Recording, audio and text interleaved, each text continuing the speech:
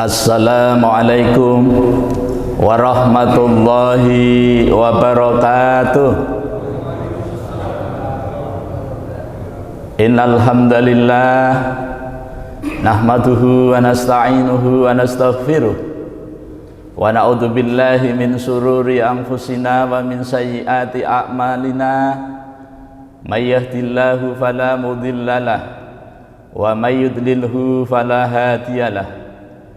Ashhadu an la ilaha illallah wahdahu la syarikalah wa ashhadu anna Muhammadan abduhu wa rasuluh la nabiyya wa la rasula ba'dah. Allahumma salli wa sallim wa barik ala hadzal nabiyil karim wa ala alihi wa sahbihi ajma'in, amma ba'd. Qala Allah Ta'ala fil Qur'anil Karim, a'udzu billahi minasy syaithanir rajim. Ya ayyuhalladzina amanu taqullaha haqqa tuqatih wa la tamutunna illa wa antum muslimun. Ya ayyuhan nasu taqu rabbakumul ladzi khalaqakum min nafsin wahidah wa khalaqa minha zawjaha wa batha minhuma rijalan katsiran wa nisaa'a wattaqullaha alladzi tasaaluna bihi wal arham innallaha kana 'alaikum raqiba. Ya ayyuhalladzina amanu taqullaha wa qulu qawlan sadida yuslih lakum a'malakum wa yaghfir lakum dzunubakum wa may yuti'illaha wa rasulahu faqad faza fawzan azima. Fa in asdaqal hadisi kitabullah wa khairul hadi hadi Muhammadin sallallahu alaihi wasallam wa syarrul umuri muhdatsatuha wa kullu muhdatsatin bid'ah wa kullu bid'atin dhalalah wa kullu dhalalatin finnar. Ma'asyiral muslimin, jamaah salat subuh Masjid Hajah Nuriyah Banjarbaru yang dirahmati Allah Subhanahu wa taala.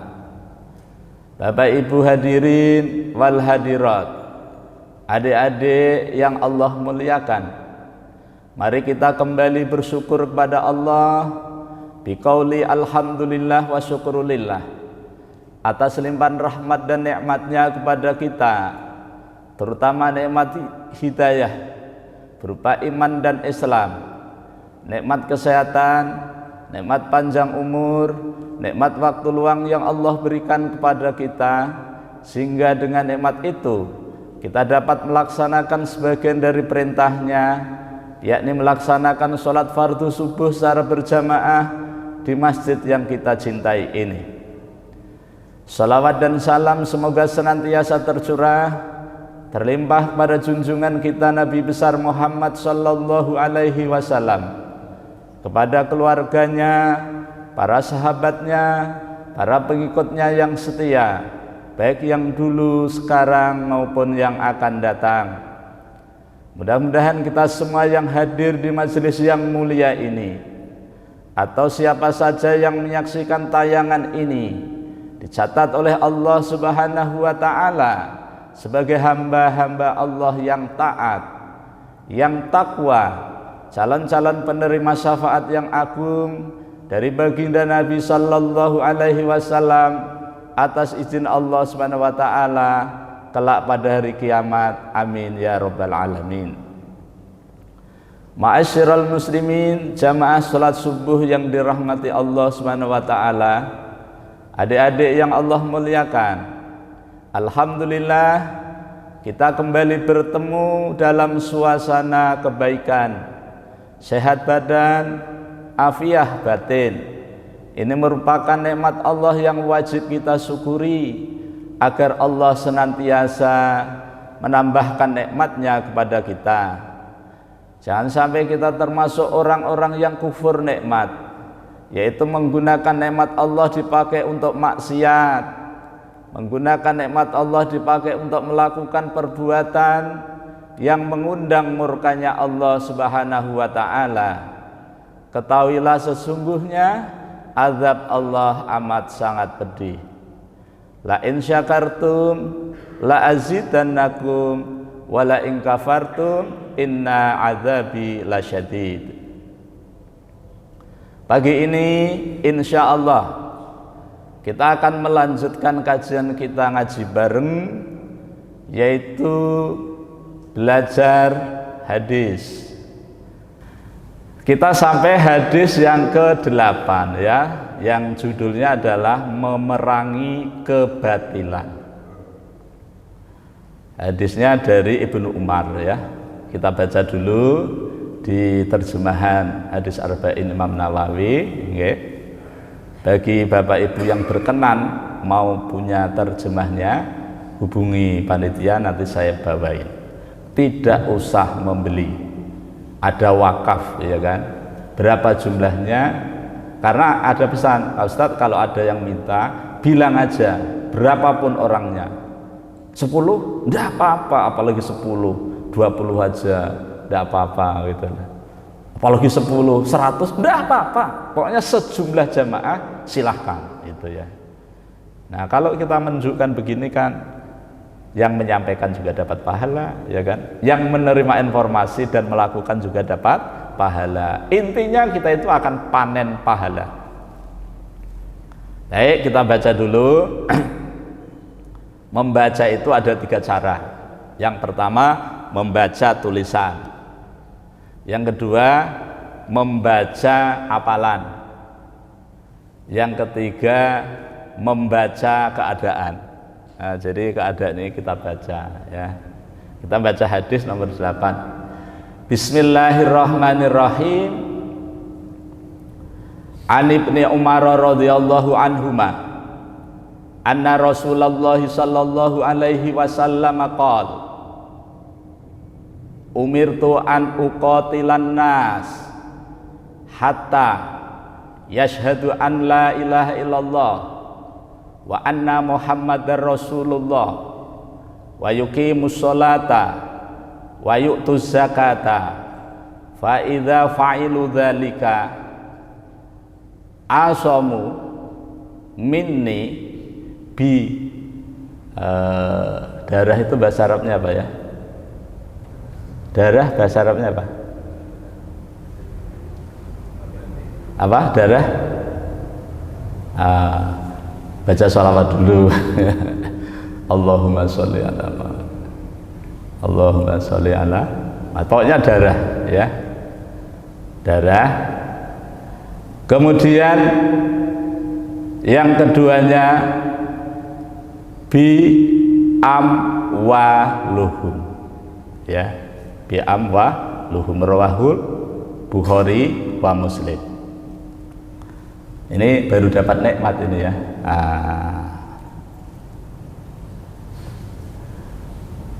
Kalau diartikan hadis ini adalah hadis ini dari Ibnu Umar ya. Ibnu Umar ini nama aslinya adalah Abdullah.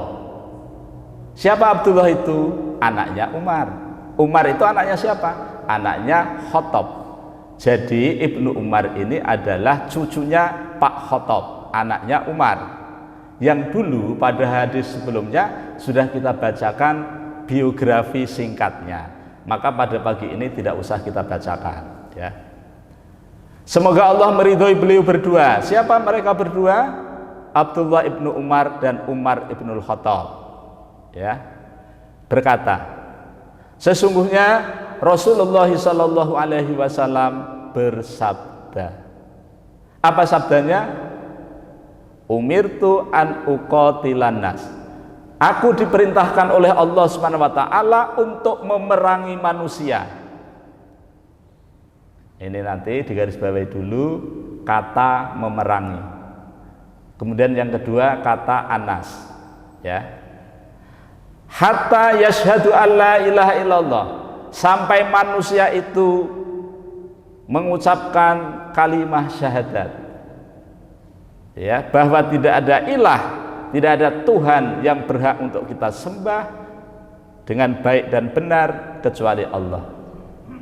Wa anna Muhammadar Rasulullah, dan bahwasanya Nabi Muhammad adalah utusan Allah. Jadi Bapak Ibu sekalian ya, kalau ada dua kalimat syahadat tauhid dan syahadat rasul, maka yang syahadat tauhid ini adalah tentang ibadah kita. Kalau syahadat rasul adalah tentang bagaimana cara kita melaksanakan ibadah itu. Mesti mutaba'ah ma'ar rasul. Mesti kita mengikuti bagaimana rasul mengajarkan tentang ibadah itu. Kalau tidak, maka akan berbahaya. Ya. Wa yuqimus sholata, dan menegakkan salat, wa yu'tuz zakata, dan menunaikan zakat. Fa idza fa'alu dzalika, apabila orang itu, manusia itu sudah melakukan apa yang disampaikan oleh Rasulullah kepada mereka, maka mereka itu akan dilindungi. Ada 3 hal yang dilindungi oleh Islam, yaitu darahnya. Artinya orang yang sudah mengucapkan 2 kalimat syahadat atau orang yang sudah mengucapkan la ilaha illallah Muhammadur Rasulullah, maka tidak boleh dialirkan darahnya, tidak boleh dibunuh. Barang siapa yang membunuhnya, apapun alasannya, maka tetap akan mendapatkan hukuman. Ya kan? Nah, begitu. Nah, kemudian yang kedua yang dilindungi adalah jiwa mereka. Yang ketiga adalah harta mereka. Jadi orang kafir yang kemudian masuk Islam, maka dilindungi oleh Islam tentang hartanya, jiwanya, dan anggota badannya. Jadi dijamin selamat, tidak akan ada yang mengganggu. Itulah Islam, agama damai. Makanya Islam itu diturunkan agar umat manusia ini menjadi tentram, damai, aman, sentosa. Murah sandang, murah pangan, toto tentrem kerto raharjo. Ini mesti dikampanyekan gitu ya. Kenapa? Karena sumber daya alam kita ini memang luar biasa, cukup melimpah ruah untuk memenuhi kebutuhan rakyatnya dan untuk bayar utang negaranya gitu ya. Dengan catatan kita olah sesuai dengan hukum Allah. Nah, kemudian illa bihaqil Islam, kecuali dengan hak-hak Islam. Walaupun sudah mengucapkan 2 kalimat syahadat, itu masih bisa dibunuh, masih bisa dialirkan darahnya, masih bisa diambil hartanya, manakala orang itu melakukan beberapa hal sebagai berikut. 1, orang itu melanggar hukum Allah, yaitu berzina, dan zinanya muhson, artinya laki-laki atau perempuan yang sudah pernah menikah kok berzina, maka dia wajib dihukum dengan hukum rajam, dilempari batu sampai mati. Ini hak Islam. Apa boleh? Boleh, memang harus begitu. Ini kalau syariat Islam ditegakkan. Kalau di Indonesia belum seperti itu. Lalu bagaimana? Ya nanti tunggu di akhirat. Makanya syariat Islam itu diturunkan agar manusia itu menjadi selamat. Terus bagi yang tidak menerima, kafir. Nah, menolak itu kan kafir. Bagaimana akibat yang terburuk yang akan menimpa kepada mereka? Neraka. Nah, gitu ya. Jadi kalau Al-Quran itu bicara itu nggak usah panjang-panjang, pendek tapi pasti. Kalau orang yang beriman gimana? Selamat. Kalau selamat nanti di akhirat di mana? Surga. Kalau orang kafir gimana? Tidak selamat. Kata lain dari 3 selamat itu apa? Celaka. Kalau celaka nanti di akhirat di mana? Di neraka. Apa nerakanya? Pilih saja, mau jahanam? Ya pasti jahanam lah. Karena pintu pertama neraka itu jahanam. Kalau orang munafik itu lewat apa itu? Neraka jahanam. Turun terus perjalanan 70 tahun, itu lewat api terus, baru sampai di bawah, itu namanya tempat tinggalnya orang munafik. Masya Allah, ini luar biasa, ya kan? Jadi di sana tempatnya cuma dua, orang kafir dan orang yang beriman. Lah orang munafik gabung menjadi satu kontraan dengan orang kafir. Di mana dalilnya? Walladzina kafaru wa kadzdzabu bi ayatina ulaika ashabun nar hum fiha khalidun. Dan orang-orang yang ingkar dan mendustakan ayat-ayat kami, maka mereka itu pemilik neraka atau minimal sebagai penghuni neraka, dan mereka di sana kekal selama-lamanya. Tinggal pilih, tapi jangan coba-coba ya, karena memang neraka itu tidak nyaman. Bapak Ibu hadirin yang dirahmati Allah, adik-adik yang Allah muliakan. Kemudian yang ketiga, ini tadi yang pertama kan yang berzina, ya itu boleh. Nah kemudian kalau orang mukmin itu bisa dibunuh itu apabila hukum kisos, ya orang membunuh dibunuh gitu ya, dengan sengaja tentunya, ya kan. Kalau misalnya menabrak orang mati, itu kisosnya dia juga harus mati. Tapi kalau misalnya keluarganya memaafkan, maka itu bagus, dan yang dimaafkan mesti memberikan hadiah tebusan senilai dengan jiwa yang dia hilangkan. Makanya Islam itu melarang membunuh umat Islam apapun alasannya, karena membunuh satu orang sama dengan membunuh semua orang. Menghidupkan satu orang maka sama dengan menghidupkan semua orang. Inilah kalau Islam, ya kan. Nah oleh karena itu berbahagialah dengan Islam ini ya, kita pelajari, kita pahami supaya kita bisa melaksanakan Islam dengan baik dan benar. Kemudian sudah mengucapkan 2 kalimat syahadat tapi keluar lagi cari angin, ya gitu, maka itu namanya murtadun. Hukum yang diperlakukan adalah hukum riddat, yaitu dibunuh, dimatikan. Maka kalau syariat Islam itu tegak di dunia, di muka bumi, maka hukum Allah ikut dilaksanakan.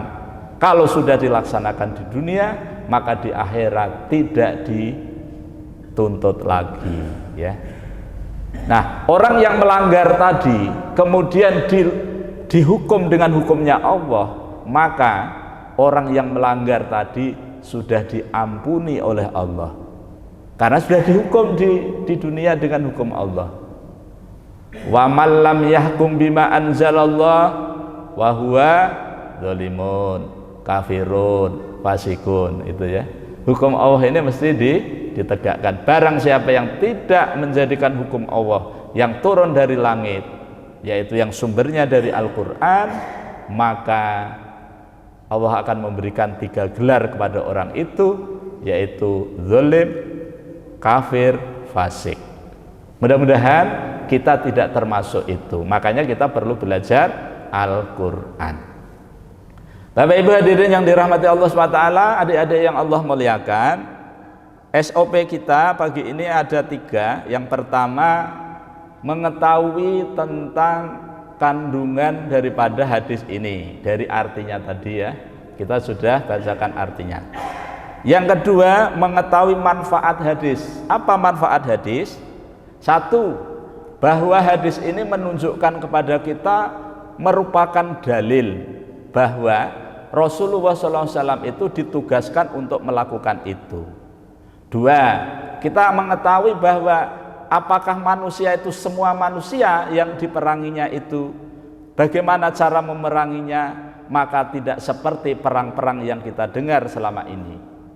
Yang dimaksud memerangi di situ adalah menyampaikan kepada manusia kalimat tauhid sampai dia mau.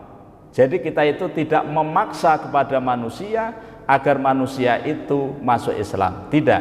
Kenapa? Karena memang sudah jelas ya, apa itu? Tidak ada paksaan. La ikraha fiddin. Kenapa kok nggak ada paksaan? Karena memang sudah jelas Islam itu memang luar biasa, benernya memang sudah dijamin, ya kan? Nah, ini ayat ada itu ya, ketika terjadi pertempuran di Madinah ketika itu, ada satu kaum atau kelompok, yaitu Bani Qainuqa, itu melanggar kesepakatan. Maka ketika itu mereka diusir. Kemudian Bani Nadir juga diusir. Kenapa? Karena melanggar kesepakatan. Karena Rasulullah datang kepada penduduk Madinah, itu Rasulullah membuat kesepakatan kepada mereka, ya. Kemudian Bani Quraidah juga mengkhianati, maka Rasulullah juga perangi. Nah, perang di sini itu bukan kita kaum muslimin yang memulai, bukan. Tetapi perang di sini adalah kita melayani karena Islam itu diganggu. Nah, oleh karena itu di sini tidak ada istilah semua manusia digebyah uyah podo asine, sing penting yang belum muslim didatangi, dibunuh kalau tidak masuk Islam. Tidak begitu. Ini disalahpahami oleh orang-orang ateis yang tidak suka dengan Islam. Nah, orang-orang kafir yang dimaksud itu adalah, minta waktu 1 menit. Ada 3 macam orang kafir yang justru tidak boleh diganggu oleh orang Islam. Apa itu? 1 adalah kafir mu'ahad, yaitu orang kafir yang mengadakan kesepakatan damai dengan orang Islam. Yang kedua adalah mustami'an.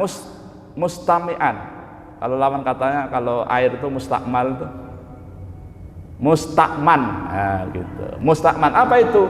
Orang kafir yang minta perlindungan damai, aman kepada orang Islam ketika terjadi peperangan, maka orang itu tidak boleh diganggu. Yang ketiga adalah kafir dhimmi, yaitu orang kafir yang tidak mengganggu orang muslim, dia tunduk dan patuh terhadap hukumnya Allah, ya, yang dipimpin oleh umat Islam. Kemudian mereka mau membayar jizyah, yaitu kadarnya lebih di bawah daripada zakat. Nah, maka kafir zimmi ini pun juga tidak boleh diperangi. Nah, maksud diperangi di sini adalah Rasulullah diutus menyampaikan kebenaran ini sampai orang itu mau. Kalau tidak mau, tidak dipaksa. Karena suatu kebenaran tidak usah dipaksakan. Kalau memang mau silahkan ambil, kalau tidak mau silahkan tinggalkan, risiko tanggung masing-masing. Ma'asyiral muslimin, jamaah sholat subuh yang dirahmati Allah SWT, adik-adik yang Allah muliakan, mungkin ini dulu yang dapat ulun sampaikan dalam kesempatan hari ini. Mudah-mudahan Allah SWT senantiasa merahmati dan meridhoi kita semua. Ulun mohon maaf pasti banyak kelirunya, banyak salahnya dalam mendampingi kajian ini. Mari kita tutup dengan baca hamdalah dan doa kafaratul majlis. Alhamdulillahirabbil alamin. Subhanakallahumma wa bihamdika asyhadu an la ilaha illa anta astaghfiruka wa atubu ilaik. Wal afu minkum. Wassalamualaikum warahmatullahi wabarakatuh.